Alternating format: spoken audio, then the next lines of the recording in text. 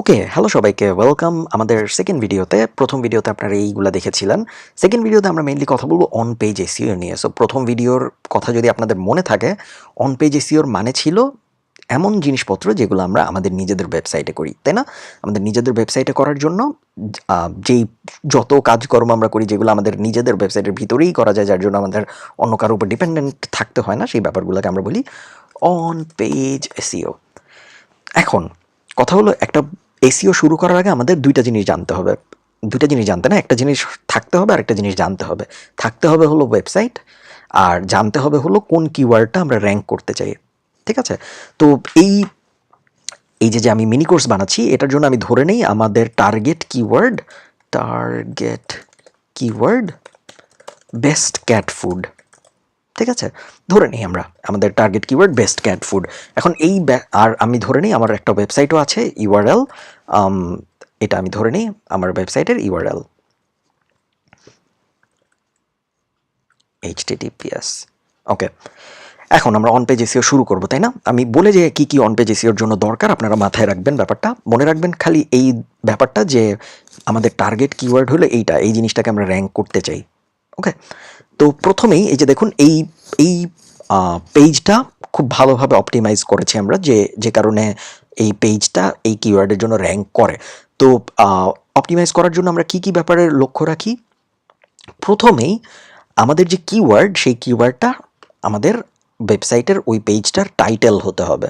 ওকে, তার মানে এই না যে টাইটেলের ভিতরে শুধু ওই কিওয়ার্ডটাই থাকবে। টাইটেল হবে টাইটেলের মতো, বাট টাইটেলটা শুধু বেস্ট ক্যাট ফুড হবে না, টাইটেলটার আগে পরে কথা থাকবে, বাট টাইটেলটার ভিতরে আমাদের কিওয়ার্ডটা থাকতেই হবে। ওকে, টাইটেল ট্যাগ বলে এই ব্যাপারটাকে। আমরা যদি ভিউ পেজ সোর্স দেই, ভিউ পেজ সোর্স দিয়ে আপনি যদি টাইটেল দেন, তাহলে আপনি দেখবেন এখানে আমাদের টাইটেলটা দেখতে পাচ্ছি আমরা, তাই না?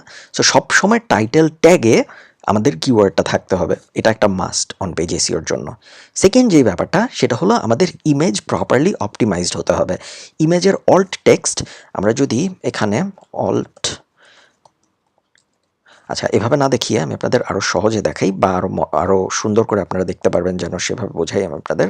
আমরা যদি একটা টুল ইউজ করি, স্ক্রিমিং ফ্রগ হলো একটা এসইও স্পাইডার, যেটা অ্যানালাইসিস করতে পারে বিভিন্ন এসইও টুলকে, মানে বিভিন্ন ওয়েবসাইটকে অ্যানালাইসিস করে বলে দেয় যে কী কী সমস্যা আছে বা কী কী ঠিক আছে না আছে। ওটা দিয়ে আমরা খুব ভালো অন পেজ এসইওর অ্যানালাইসিস করতে পারি। স্ক্রিমিং ফ্রগ লোড হতে থাক, ততক্ষণে আমরা বলে ফেলি আর কী কী ফ্যাক্টর আছে। সো টাইটেলে আমাদের কিওয়ার্ড থাকতে হবে, তাই না? আর্টিকেলটার ভিতরেও আমাদের কিওয়ার্ড থাকতে হবে, এবং কিওয়ার্ডটা ন্যাচারালি আসতে হবে। সো আমি যদি বেস্ট ক্যাট ফুডস লিখে সার্চ দিই, আপনি দেখেন এই যে ন্যাচারালি এসেছে এই জায়গায়, তাই না? আরেক জায়গায়ও ন্যাচারালি এসেছে। ন্যাচারালি আসার মানে হলো, আমি যদি আবার ওই এখানে যাই, দেখুন ask 3 different people about the best cat foods out there and you will probably get 3 different answers. লাইনটা শুনে কিন্তু মনে হচ্ছে না যে না, এই লাইনটা এখানে কীভাবে আসলো। অনেকে করে কি, জোর করে কিওয়ার্ড দিয়ে দেয়। এটা করা যাবে না, জোর করে কখনো আমরা কিওয়ার্ড দিব না, কিওয়ার্ড ন্যাচারালি আসবে। ওকে, জাস্ট আমরা মাথায় রাখবো যেন কিওয়ার্ড আসে। আরেকটা যেই ব্যাপার, সো এটা ছিল আমাদের সেকেন্ড ব্যাপার অন পেজ এসইওর জন্য। থার্ড যেই ব্যাপার, সেটা হলো আমাদের এলএসআই কিওয়ার্ড। এলএসআই বললে একটু জটিল হয়ে যাবে বোঝার জন্য। বেসিক্যালি আমরা যদি উপরে যাই, বেস্ট ক্যাট ফুড না আমাদের মেইন কিওয়ার্ড, যেটার জন্য আমরা র্যাঙ্ক করতে চাচ্ছি। এখন যেই পেজটা বেস্ট ক্যাট ফুড নিয়ে কথা বলে, ওই পেজটার ভিতরে আরও কী কী কিওয়ার্ড থাকা উচিত বলেন তো? ওই পেজটার ভিতরে ক্যাট ফুড কথাটা অনেকবার থাকা উচিত। ওই পেজটার ভিতরে বিড়ালের বিভিন্ন টপিক অনেকবার থাকা উচিত। বিড়ালের জন্য কোন খাবার ভালো, কোন খাবার খারাপ, বেসিক্যালি এমন সব কিছু থাকা উচিত যেগুলা শুনলে গুগল বুঝতে পারে যে না, এই পেজটা আসলেই বিড়ালের খাবার নিয়ে। এই পেজটা শুধু বারবার বেস্ট ক্যাট ফুডই বলে যায় না, এই পেজটা বিড়ালের খাবারের ইনগ্রিডিয়েন্ট নিয়ে কথা বলেছে, বিড়ালের খাবারের নিউট্রিশন নিয়ে কথা বলেছে, বিড়ালের খাবার কোনটা খাওয়া উচিত, কোনটা খাওয়া উচিত না, ওগুলো নিয়ে কথা বলেছে, বিড়ালের খাবারের বিভিন্ন ব্র্যান্ড নিয়ে কথা বলেছে। সো যেই টপিকটা নিয়ে, যেই কিওয়ার্ডটা আপনি র্যাঙ্ক করতে চাচ্ছেন, ওই টপিকটার আশপাশে যা কিছু আছে সব কিছু নিয়ে আপনার কথা বলার চেষ্টা করতে হবে। এটার জন্য আপনি একটা ওয়েবসাইট আছে lsigraph.com, ওই ওয়েবসাইটে যদি আপনি যান, তারপরে যদি আপনি আপনার মেইন কিওয়ার্ডটা ওই ওয়েবসাইটে লেখেন, এই যে এখানে বেস্ট ক্যাট ফুডস যদি আমি লিখি, তারপর I am not a robot দিয়ে আমি যদি জেনারেট দিই, তাহলে এই ওয়েবসাইটে আপনাকে বলে দিবে আর কি কি টপিক আছে রিলেটেড, যেগুলো নিয়েও আপনার ওই সেম আর্টিকেলের মধ্যে কথা বলা উচিত। আচ্ছা, বেস্ট ক্যাট ফুড না বলে আমি ক্যাট ফুডস বলি, তাহলে সুবিধা হবে। যে আর কি কি আছে যেগুলো নিয়ে আপনার ওই সেম, দেখতে পাচ্ছে না কেন, কোনো একটা ঝামেলা হয়েছে হয়তো।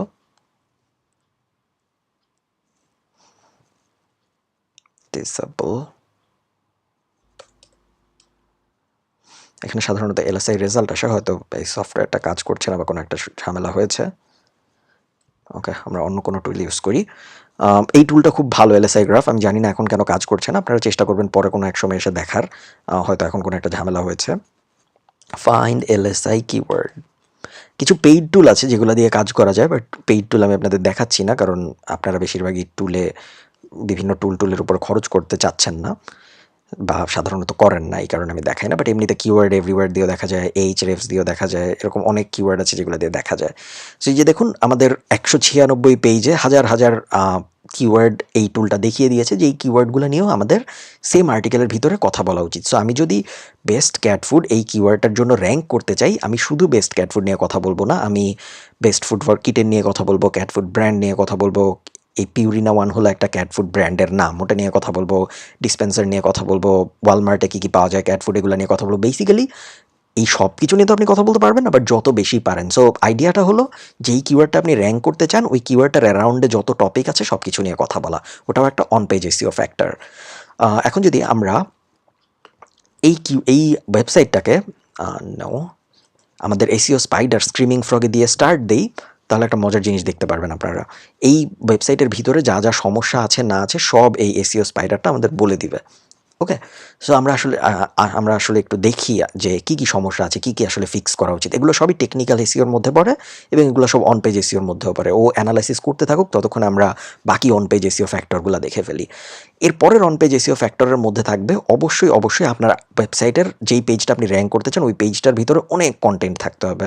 ঠিক আছে, যত বড় আর্টিকেল হয় তত ভালো, কারণ গুগল বড় আর্টিকেল পড়তে পছন্দ করে। গুগল চায় যে আপনার ওয়েবসাইটে বড় আর্টিকেল থাকুক, এবং বলা হয় যে 1800 থেকে 2500 ওয়ার্ড যদি থাকে মিনিমাম, তাহলে ওই পেজটা র্যাঙ্ক করতে পারে। তবে যেহেতু কম্পিটিশন অনেক বেশি এইরকম ক্ষেত্রে, অ্যাফিলিয়েট সাইট টাইটের ক্ষেত্রে, সো আপনি 5000, 7000, 10,000 যত বেশি ওয়ার্ড দিতে পারবেন তত ভালো, আপনার র্যাঙ্কিংয়ের চান্স তত বেড়ে যাবে। এরপরের যে ব্যাপারটা, সেটা হলো সুন্দর একটা ন্যাভিগেশন থাকতে হবে ওয়েবসাইটের ভিতরে। আপনার ওয়েবসাইটের শুরুতেই বলে দিতে হবে যে এই ওয়েবসাইটের ভিতরে, এই পেজটার ভিতরে কী কী পাওয়া যাবে। ঠিক আছে, সুন্দর ন্যাভিগেশন থাকলে আপনার গুগলের জিরো স্নিপেট, যেটা আপনি দেখবেন যে, আমি যদি লিখি এখানে ধরেন টম ক্রুজ এজ, তাহলে এই যে জিনিসটা পেলাম না আমি, এটাকে বলে স্নিপেট। এটা কিন্তু কোনো ওয়েবসাইট না, তাই না? এই ব্যাপারটাকে বলে গুগল স্নিপেট বা জিরো পজিশনও বলে অনেকে। সো আপনার ওয়েবসাইট যদি সুন্দর করে স্ট্রাকচার্ড থাকে, তাহলে আপনি জিরো পজিশনে র্যাঙ্ক করার চান্স অনেক বেড়ে যাবে।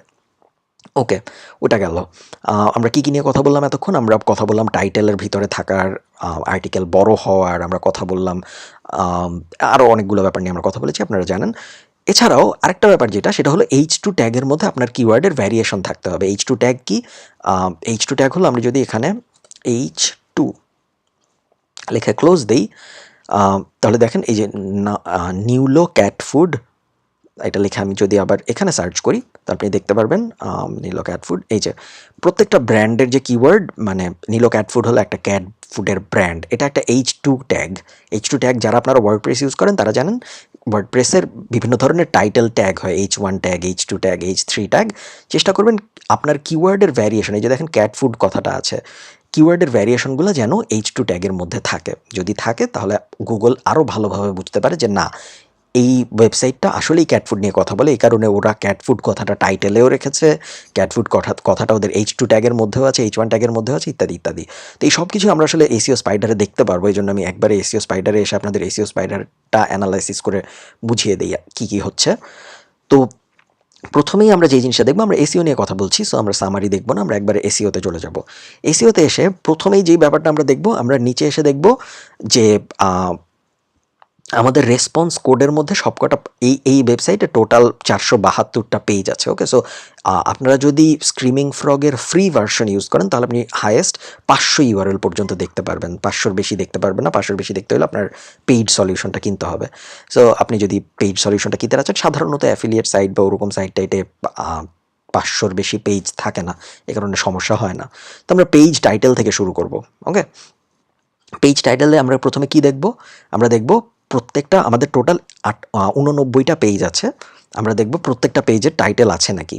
সো এই যে দেখুন, এখানে প্রত্যেকটা পেজের ইউআরএল এবং এই যে প্রত্যেকটা পেজের টাইটেল, প্রত্যেকটা পেজের টাইটেল আছে, তাই না? টাইটেল সবসময় আমরা চেষ্টা করব 30 থেকে 60 ক্যারেক্টারের মধ্যে রাখা, 60 হলো হায়েস্ট, 30 হলো মিনিমাম। 30 থেকে 60 ক্যারেক্টারের মধ্যে আপনার যদি টাইটেল না থাকে, যেমন এই যে দেখেন ব্রিডস, এটা একটা বাজে টাইটেল, বিহেভিয়ার এটা আরেকটা বাজে টাইটেল। আমাদের টাইটেল এই যেখানে টাইটেলের লেন্থও দেওয়া আছে, সবসময় চেষ্টা করবো আমরা 30 থেকে 60-এর মধ্যে রাখতে। ওকে, কখন আটটা কি 8টা ক্যারেক্টার যদি থাকে এটা একটা বাজে টাইটেল। টাইটেল যেহেতু বাজে টাইটেল দিলে হয় কি, গুগলে ফাঁকা স্পেস থেকে যায় টাইটেলের পাশে, ওই স্পেসটা আমরা ইউজ করতে পারতাম কিওয়ার্ড দিয়ে, যেটা করা হয় না। এই যে এখানে ওরা বলেছে যে 65 ক্যারেক্টারের বেশি, এই যে এই টাইটেলটা অনেক বড়, তাই না? এই টাইটেলটা আর রোজেস টক্সিক টু ক্যাটস, মানে বিড়ালের কি গোলাপ ফুল টক্সিক নাকি বিড়ালের জন্য। দেখুন এই টাইটেলটা বেশি বড় হয়ে গেছে, 68 ক্যারেক্টার হয়ে গেছে। আমরা 30 থেকে 60-এর মধ্যে রাখবো। আবার এই যে দেখুন এই এই পেজগুলার টাইটেল 30 ক্যারেক্টারের কম, এগুলোকে আমাদের আরেকটু বড় করতে হবে। তো আমি আশা করি আপনারা বুঝতে পারছেন। এরপরে আমরা চলে যাব মেটা ডেসক্রিপশনে। মেটা ডেসক্রিপশনের মধ্যে আমরা প্রথমেই যে ভুলটা দেখতে পাচ্ছি সেটা হলো 49টা পেজের মেটা ডেসক্রিপশন নাই। এটা খুবই বড় একটা ভুল।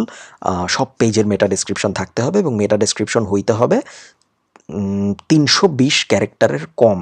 ওকে, 320 ক্যারেক্টারের মধ্যে, এবং চেষ্টা করবেন মেটা ডেসক্রিপশন যেন বড় হয়। এই যে মেটা ডেসক্রিপশন হইল এই যে এই ডেসক্রিপশনটা, মেটা ডেসক্রিপশন যার যত ভালো তার ওয়েবসাইটে মানুষের ক্লিক করার চান্স তত বেশি, এবং মেটা ডেসক্রিপশন যত বড় তার মানে হলো আপনার এই যে নিচের সব কিছু তো আপনার কম্পিটিশন, তাই না?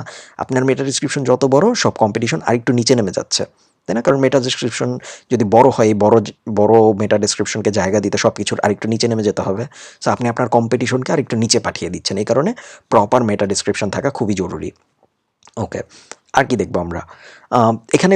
এই প্রত্যেকটা ব্যাপারই জরুরি, বাট আমি ভিডিও বড় হয়ে যাচ্ছে দেখে চেষ্টা করব যতটা সংক্ষেপে পারা যায় আপনাদের বোঝাতে।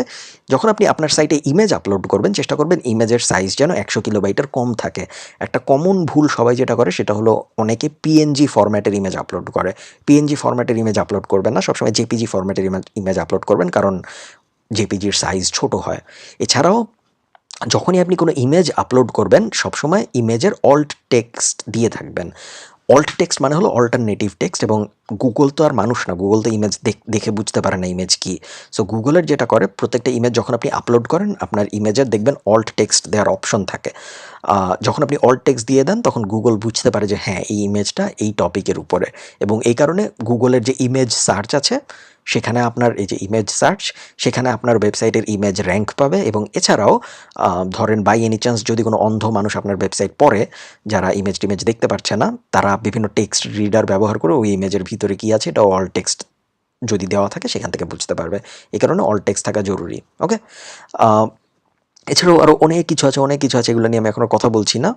সাইট স্ট্রাকচার নিয়ে আমি আর কথা বলছি না, আমরা আবার বেসিকে ফেরত যাই। সো আমি যদি একদম সিম্পলিফাই করি, প্রথমেই আপনি যখন অন পেজ এসইও শুরু করবেন, প্রথমেই আমরা প্রথম ভিডিওতে যে কথাগুলো বলেছিলাম ওগুলো মাথায় রাখবেন, যে এসএসএল সার্টিফিকেট আছে নাকি, ডোমেইনটা প্রপার ডোমেইন নাকি, সাইটের আর্কিটেকচার সুন্দর করে করা আছে নাকি, এই সব টেকনিক্যাল ব্যাপারগুলো দেখবেন। তারপরে আপনি দেখবেন টাইটেল ঠিক আছে নাকি, এসইওর জন্য আমাদের যে রুলগুলা, যে H1 ট্যাগের মধ্যে কিওয়ার্ড আছে নাকি, H2 ট্যাগের মধ্যে কিওয়ার্ড আছে নাকি, LSI এর ভ্যারিয়েশন দেওয়া আছে নাকি, সাইটের কন্টেন্টটা বড় নাকি, কন্টেন্টের ভিতরে কিওয়ার্ডের বিভিন্ন ভ্যারিয়েশন নিয়ে কথাবার্তা বলা হয়েছে নাকি, কন্টেন্টটার ডেপথ কীরকম, এরকম অনেক ব্যাপার আছে যেগুলো সব যদি আপনারা মাথায় রাখতে পারেন তাহলে আপনাদের অন পেজ নিয়ে আর কোনো সমস্যা হবে না। এছাড়াও অন পেজ এসইওর আরও কিছু বেসিক ব্যাপার আছে, যে বেসিক ব্যাপারগুলো নিয়ে আমি এখন কথা বলছি না। তার কারণ হলো অন পেজের বেসিক ব্যাপারগুলো আমরা অলরেডি কভার করেছি এই চ্যানেলেরই আগের একটা ভিডিওতে। ওই ভিডিওর লিঙ্কটা আমি ডেসক্রিপশনে দিয়ে দিব, আপনারা চেষ্টা করবেন ওই ভিডিওটাও দেখে ফেলার, তাহলে আপনাদের অন পেজ এসইও নিয়ে আর কোনো সমস্যা থাকবে না। সো ধন্যবাদ সবাইকে। থার্ড ভিডিওতে আমরা কথা বলবো অফ পেজ এসইও নিয়ে। অন পেজ এসইও নিয়ে আপনাদের যদি কোনো প্রশ্ন থাকে আমাকে একটু কমেন্টে জানান, আমি চেষ্টা করবো এগুলোর অ্যান্সার দিতে আপনাদের কমেন্টে। ধন্যবাদ।